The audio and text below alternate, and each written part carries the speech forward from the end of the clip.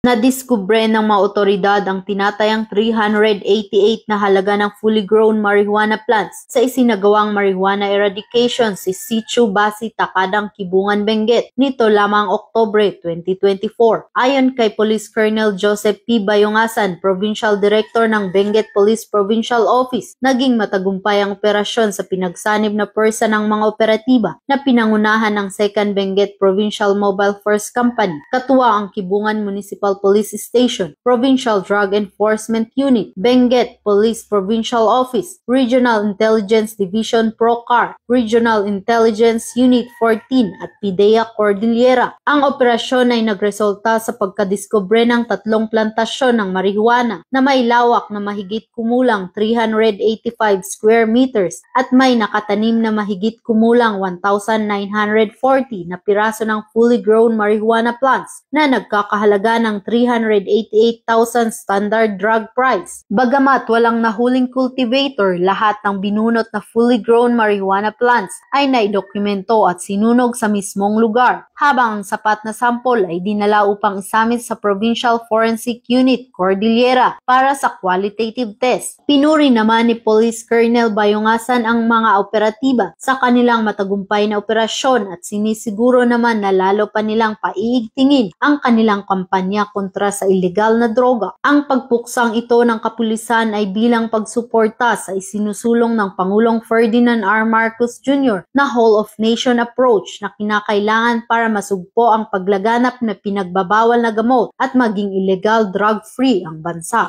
Mula dito sa Rehiyong Cordillera, ako ang iyong PNN correspondent, Patrolwoman Charlene Rose Gumangan, alagad ng batas, tagataguyod ng Balitang Pulis.